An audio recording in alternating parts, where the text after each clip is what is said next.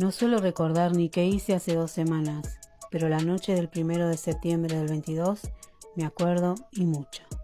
Estaba en Parker el bar, en la casa del Indio y de Virginia, una cena más de las que encaraba con frecuencia el mismo grupo de comensales, los Solari, Máximo Kirchner y yo, como el elenco estable. Lo más titilante de la velada era el guiso de lentejas que se aproximaba a su temperatura ideal. Pasadas las 21, rodeábamos la mesa picoteando algo y bebiendo. Estaríamos hablando del país, como casi siempre, o escuchando alguna de las anécdotas que el Indio saca de su galera sin fondo. En mitad de la cosa, Máximo recibió un mensaje, que se comunicase con Diego, uno de los asistentes de Cristina, porque había pasado algo. Su celular daba cuenta de varias llamadas que había dejado correr, sin advertirlo. Cliqueó el número de Diego y se disculpó alejándose de la mesa. El resto siguió en la suya, sin mosquearse. Era habitual que Diego se comunicase aún en esas horas para pasarle el celular a Cristina y que debatiese con Máximo algún tema que no podía esperar al día siguiente. Lo que no tuvo nada de habitual fue lo que dijo cuando cortó. Parece que alguien atentó contra Cristina. Ante nuestra reacción azorada, se apresuró a aclarar que ella estaba bien. Habían detenido al agresor, pero él debía salir corriendo, para llegar cuanto antes al departamento que Cristina ocupaba todavía en Barrio Norte. Como Máximo no sabía más que eso, hicimos lo que hace cualquier perejil ante una circunstancia que raja la tierra. Prendimos la tele. Todavía estábamos de pie, desperdigados por el living y tratando de calibrar la dimensión de lo que ocurría. Máximo ya se había ido, cuando la pantalla mostró por primera vez la imagen que ninguno olvidaría. El cuadro frisado del perfil izquierdo de Cristina y a 30 centímetros o poco más, la mano que sostenía la pistola, presta a matar a quemarropa. Todavía puedo oír el grito que pegó Virginia ante esa imagen. Creo que todos gritamos entonces, aunque más no fuese por dentro.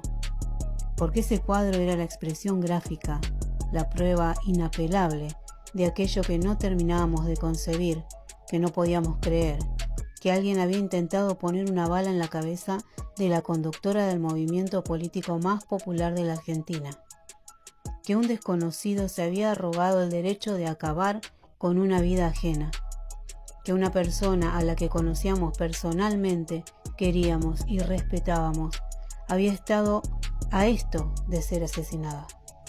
Resultaba inconcebible que un mismo cuadro incluyese la imagen de Cristina, tan familiar y a la vez una mano anónima empuñando un arma. Era una visión ultrajante, una obscenidad. Casi de inmediato recordamos otra velada que había transcurrido en el mismo lugar, pocos meses atrás. Cristina fue al lugar a conocer al Indio y a Virginia, y detrás nos colamos muchos de los que queríamos ser testigos de ese encuentro histórico. Máximo, Guado, Mayra, Facu, Santiago, los asistentes de Cristina, Diego y Mariano, y yo. No pienso elaborar aquí sobre el calificativo histórico, si alguien no entendió todavía que el Indio y Cristina son las dos personas vivas más convocantes, por amadas, de este país, al punto de que todavía hoy convocan multitudes, aun cuando ellos mismos no pueden presentarse físicamente. No lo entenderá tampoco ahora, aunque yo me desgañite. Aquella noche fue otra cosa por completo, pura celebración y deslumbramiento, particularmente para aquellos que mirábamos desde afuera. Compartimos un asado, con carne bien roja para Cristina, me recuerda Virginia, siempre atenta a los detalles. Hablamos del país y del mundo, nos cagamos de risa. Hubo un momento picante también, cuando el Indio dijo que él siempre había pensado que, antes que peronista, Alberto Fernández, por entonces presidente, había sido siempre un radical, o sea, un tibio afecto a componendas. Doy fe de ello. El Indio venía repitiéndolo desde mayo de 2019, cuando Cristina lo ungió candidato. En aquella circunstancia, como la dama que es, Cristina se abstuvo de replicar. Pero la escena de aquella velada que volvió a nuestros cerebros el 1 de septiembre fue otra. En un momento, a raíz de un comentario sobre la apedreada que había recibido en su despacho del Congreso en marzo del 22, el Indio dijo con total seriedad: tienen que cuidarla, van a intentar hacerle algo, eso es obvio, está muy expuesta. No se lo decía a ella, claro, nos lo decía a todos los demás, que escuchamos en silencio, que se prolongó aún cuando puso punto final a su advertencia. La idea se instaló en el salón como una sombra, y aunque todo pareció volver a su cauce coloquial, nunca se fue. El 1 de septiembre seguía allí, mientras contemplábamos la imagen intolerable una y otra vez, como quien revisa un accidente en cámara lenta para convencerse de que es real. Esa imagen pudo haber sido la última instantánea de la Argentina antes de sumirse en el infierno. Hoy creo que es lo que terminó siendo, eventualmente. Porque Cristina se salvó de milagro, pero la Argentina se fue al carajo igual. Aquella noche significó el parto de una violencia que ya venía gestándose, en un país ya traumatizado por los genocidas de los 70. Que Cristina siguiese entera fue un alivio que se transformó en estupor. Quedamos paralizados, sin saber cómo reaccionar ante lo que pudo haber sido, pero no fue. Ciegos a la realidad de que algo se había roto, de todos modos. Algo delicado y sin repuesto. No hubo víctimas, no. Pero aún así fue una tragedia, que terminó de consumarse tiempo después, cuando la metieron presa y nos chorearon la democracia. Porque un gobierno no es democrático tan solo porque se consagró a través de una elección. Se confirma como democrático, o no, en la práctica de cada día.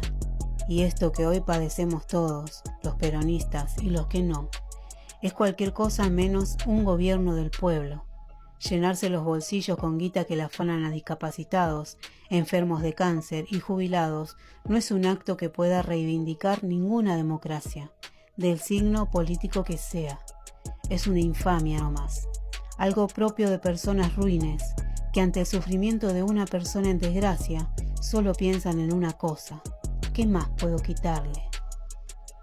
Ese es el infierno cuyas puertas se abrieron el 1 de septiembre del 22, cuando la violencia volvió a emponzoñar la vida de los argentinos.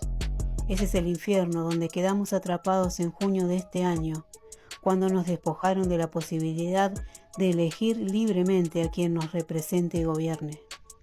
Desde entonces, cada vez que sentimos sed de democracia, alzamos su copa rota y nos cortamos los labios. Debe haber alguna forma de reconstruirla, tiene que haberlo, pero no lo encontraremos hasta que todos, incluyendo a los antiperonistas más recalcitrantes, entiendan que lo que hicieron y le siguen haciendo a Cristina, se lo están haciendo también a ellos. Porque a ellos también se los somete a violencia cotidiana, o no es violencia la falta de guita. Porque a ellos también se los despoja de derechos, o no son derechos elementales comer sano y bien, educarse, conservar un techo sobre la cabeza y curarse cuando la salud falla. Todos alentamos la esperanza de que este vuelva a ser aquel país donde vivir no suponía una tortura, pero la única manera de que eso ocurra, y pronto, es no esperarlo con los brazos cruzados.